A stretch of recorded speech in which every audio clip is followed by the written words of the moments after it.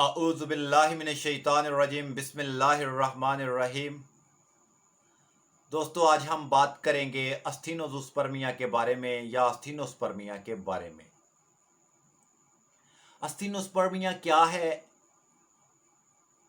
इसके असबाब क्या हैं और होम्योपैथिक मदर टिंक्चर्स के ज़रिए इसका इलाज कैसे मुमकिन है।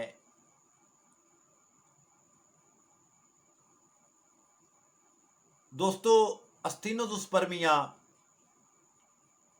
मेल इनफर्टिलिटी की एक ऐसी किस्म है जिसमें जिंदा स्पर्म का अहराज होता है सीमेन में, लेकिन उनकी मोटिलिटी जो है वो जीरो होती है, नील होती है। स्पर्म हरकत करने के काबिल नहीं होते, प्रेगनेंसी कंसीव करने के काबिल नहीं होते। इसकी मुख्तलिफ वजूहात हैं या इसके पीछे असबाब जो हैं वो मुख्तलिफ किस्म के हैं, जिनमें अव्वल सबब रिएक्टिव ऑक्सीजन स्पाइसेस है, ROS, रिएक्टिव ऑक्सीजन स्पाइसेस। इसका हाई कॉन्सेंट्रेशन जो है वो स्पर्म सेल्स के फंक्शन में चेंजिंग पैदा कर देता है, या जो स्पर्म मेम्ब्रेन है उसकी सालमियत को, इंटेग्रिटी को और उसकी फ्लूइडिटी को तब्दील करके रख देता है। ROS, reactive oxygen spices. उसके इस कारकर्दगी में लिपिड पर ऑक्सीडेशन का कमाल होता है। मजीद ये ROS जो है, रिएक्टिव ऑक्सीजन स्पाइसेस, ये DNA को, जो स्पर्म न्यूक्लियस के अंदर DNA को डैमेज कर सकता है।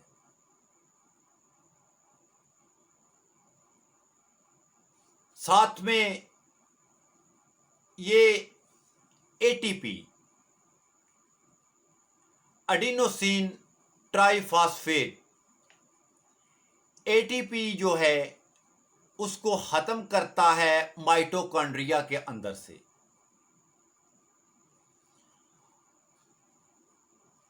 और स्पर्म की जो मोटिलिटी है उसका खात्मा इन्हीं ROS की बदौलत होता है, यानी इन्हीं रिएक्टिव ऑक्सीजन स्पाइसेस की बदौलत स्पर्म की मोटिलिटी जो है वो ख़त्म हो जाती है।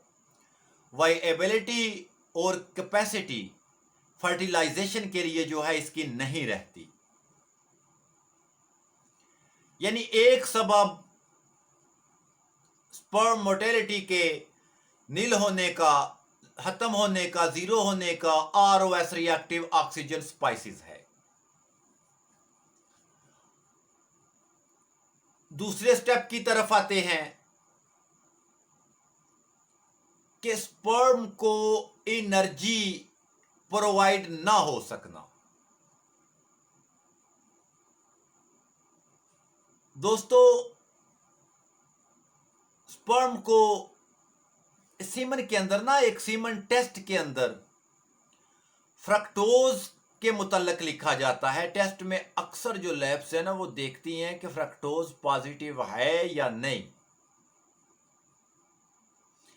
दोस्तों, fructose in semen is the source of energy for all sperm activities. ये स्पर्म की तमाम एक्टिविटीज का जिम्मेदार होता है, एनर्जी प्रोड्यूस करता है, ये एनर्जी का सोर्स होता है फ्रक्टोज। इसके अलावा एटीपी, एडिनोसिन ट्राइफॉस्फेट, ये जनरेट होती है ऑक्सीडेशन के नतीजा में।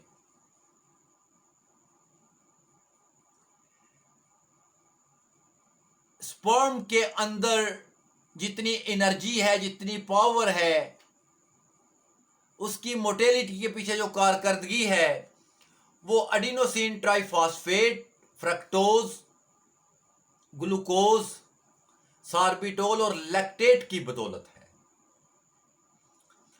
ऐसे कह सकते हैं कि स्पर्म को न्यूट्रिएंट्स की कमी या स्पर्म में एनर्जी ना होना, हिम्मत ना होना, या सोर्स ऑफ एनर्जी का ख़त्म होना, या सोर्स ऑफ एनर्जी में रुकावट होना।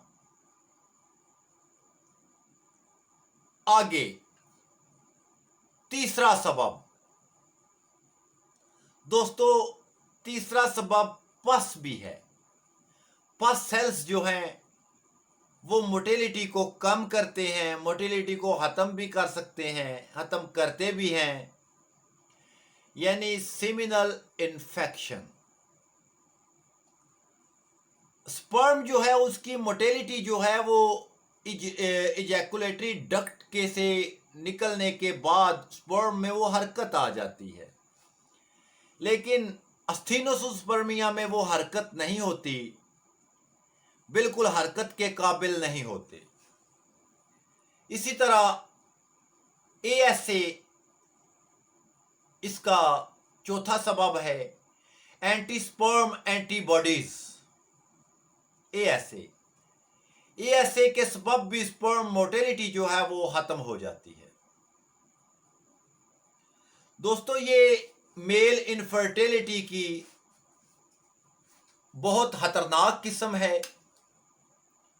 ऐसे केसेस जो हैं रेयर होते हैं, लेकिन ये ऐसे केसेस हैं जो सबसे बड़ी पेचीदगी है। प्रेगनेंसी कंसीव होने की राह में सबसे बड़ी रुकावट होती है। बाज मिनरल्स ऐसे हैं, जिंक ऐसा मिनरल है जो स्पर्म की मोटेलिटी को इम्प्रूव करता है, स्पर्म की मोटेलिटी को बढ़ाता है। जिंक बाज औकात जिंक की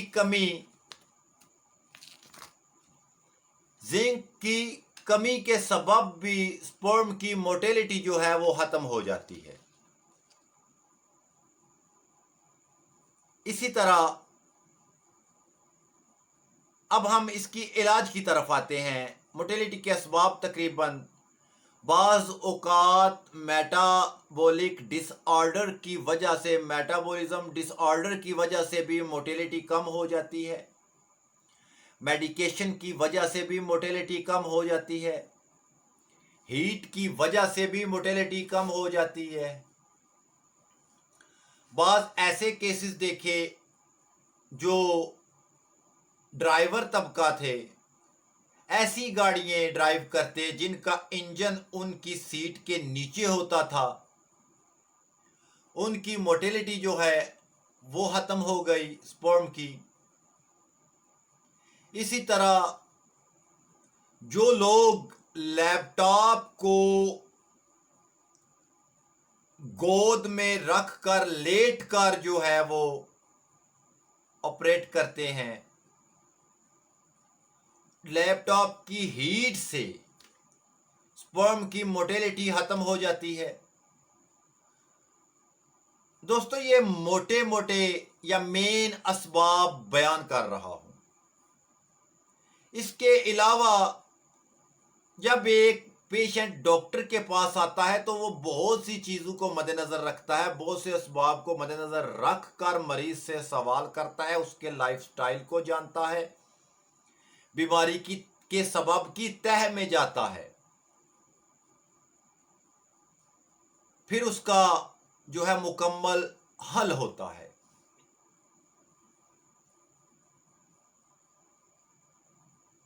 अब इसके इलाज की तरफ आते हैं कि कौन कौन सी मदर टिंक्चर कितनी कितनी मिकदार में जो है वो स्पर्म मोटेलिटी को बढ़ाने में कारआमद है।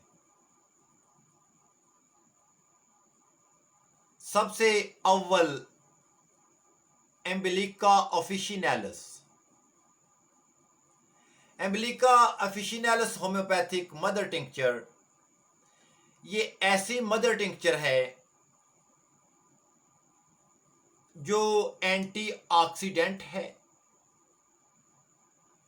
रिएक्टिव ऑक्सीजन स्पाइसेस की मिकदार को कम करने वाली है, उसके ज़रिया से स्पर्म उसकी मिकदार को कम करके स्पर्म में होने वाली तब्दीलियों को रोकने वाली है। एम्बिलिका ऑफिशिनैलिस होम्योपैथिक मदर टिंक्चर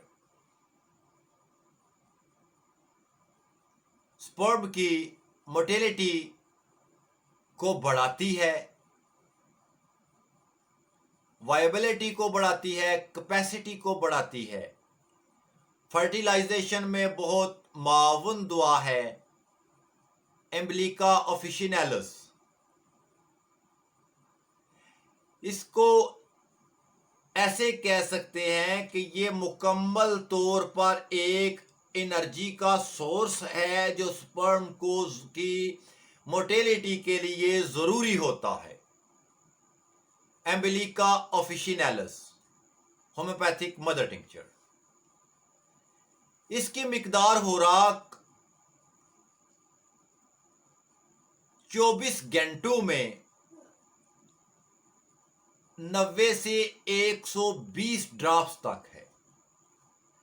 एम्बिलिका ऑफिशिनैलिस की जो खुराक है, मिकदार खुराक 90 से 120 ड्रॉप्स 24 घंटे में डिवाइड करके देने हैं आपने। 3 खुराकों में डिवाइड कर दें या 4 में कर दें, लेकिन 24 घंटे में इतनी डोज मरीज को दी जाएगी। दूसरी मदर टिंक्चर की तरफ आते हैं जो स्पर्म हेल्थ और मोटेलिटी के लिए जरूरी है। Tribulus terrestris. Tribulus terrestris homeopathic mother tincture, यह भी एक एंटीऑक्सीडेंट होम्योपैथिक मदर टिंक्चर है। ये भी आरओएस को जो है, रिएक्टिव ऑक्सीजन स्पाइसेस को जो है वो ऐसे केमिकल्स जो ऑक्सीजन उठाए हुए होते हैं, रिएक्टिव ऑक्सीजन होती है जो केमिकल हैं, उनको ये ख़त्म करने, उनके नुकसानात से बचने की बेहतरीन दुआ है ट्राइब्यूलस टेरेस्ट्रिस। उसके अलावा इस मदर टिंक्चर की एक खास खूबी ये है कि ये एड्रीनल ग्लैंड पर असरअंदाज होती है, साथ में टेस्टिस पर डायरेक्टली असरअंदाज होती है, डिहाइड्रो टेस्टोस्टेरोन की मिकदार को भी कंट्रोल करती है, DHEASO4 हार्मोन की मिकदार को बढ़ाने वाली है, टेस्टोस्टेरोन के लेवल को भी बढ़ाने वाली है, और ये स्पर्म के खातर एटीपी एडिनोसिन ट्राइफॉस्फेट, उसकी मिकदार को भी, यानी उसकी जो एनर्जी है, एनर्जी सोर्स है, उसको बढ़ाएगी। फ्रक्टोज को सीमन के अंदर बढ़ाने वाली होम्योपैथिक मदर टिंक्चर है ट्राइब्यूलस टेरेस्ट्रिस।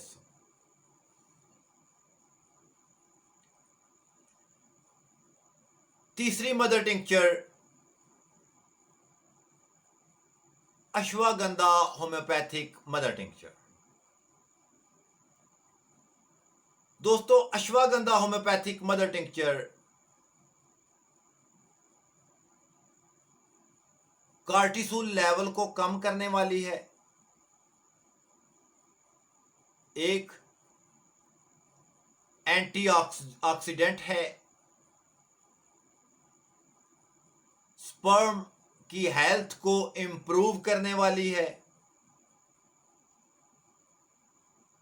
सीमन के अंदर ये इजैकुलेटरी डक्ट के अंदर ये अपना खास असर रखती है।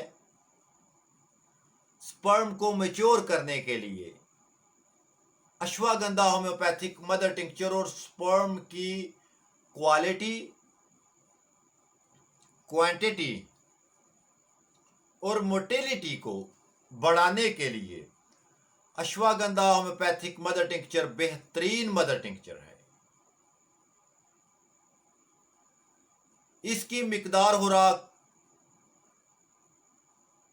20 ड्रॉप्स एक टाइम और दिन में दी जाएगी 3 टाइम, यानी 60 ड्रॉप डिवाइड करके दिन में 3 मरतबा। चौथी mother tincture Crocus sativus, Crocus sativa homeopathic mother tincture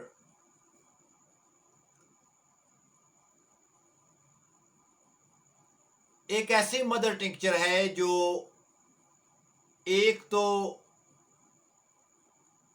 जो स्पर्म इन्फेक्टेड हैं उनके लिए ये ना इन्फेक्शन के आगे एक ढाल बनेगी।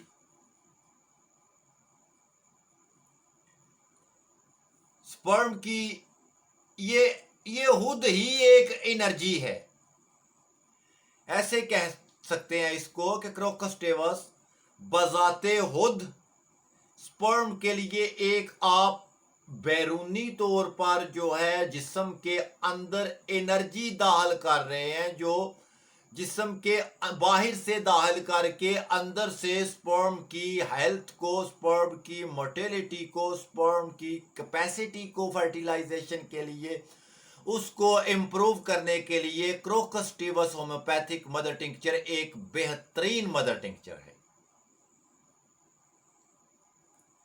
इसके बाद हम आते हैं पस सेल्स की तरफ।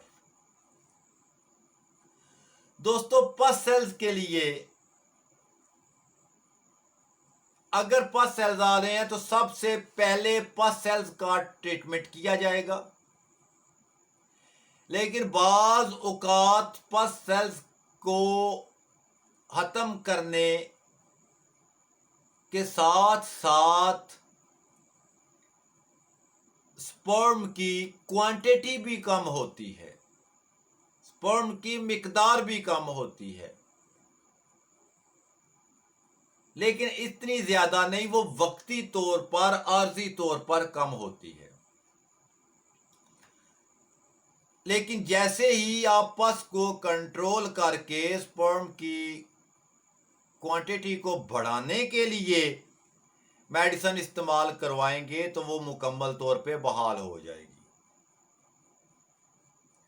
इसके लिए Azadirachta indica homeopathic mother tincture और Moringa oleifera homeopathic mother tincture.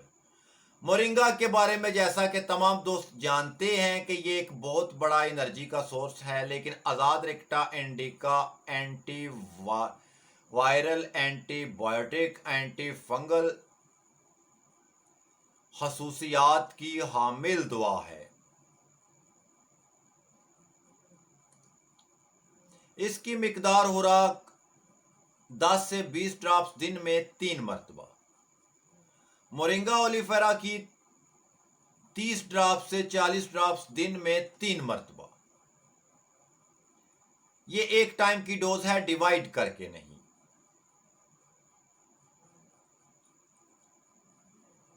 इसके अलावा अगर एंटीस्पर्म एंटीबॉडीज सबब बन रहा है तो सबसे पहले उसमें हम एंटीबॉडीज को जो है वो खत्म करेंगे। उसके पीछे जो सबब है एंटीबॉडीज के पीछे, ऑटोम्यून डिसऑर्डर है उसमें मुतलका मेडिसिन के हमरा ऑटोफेजी बहुत बड़ा रोल अदा करेगी। अगर सबब हीट बनी तो हीट से मरीज को सबसे पहले हमने सबब को काटना होता है। ये नहीं कि हमने जो है स्पर्म के पे फोकस कर दिया कि इसकी मोटेलिटी बढ़े, इसकी मोटेलिटी बढ़े, लेकिन हरगिज नहीं बढ़ेगी जब तक पीछे सबब कायम रहेगा। अगर बढ़ेगी भी तो 10% जो है 10% जो है वो बेहतरी आएगी, लेकिन सबब पीछे कायम है, वो फिर उसको दोबारा से मुतासर करेगा। लिहाजा गुजारिश ये है कि सबसे पहले सबब को हिट करें। गोया साथ में हमने स्पर्म की अलामात को भी मद्देनजर रखना है, उसकी मोटेलिटी को भी मद्देनजर। ये खामोश जो है साइलेंट डिजीज है, इसमें अक्सर औकात अलामात नहीं मिलती लेकिन सबब मिल जाता है।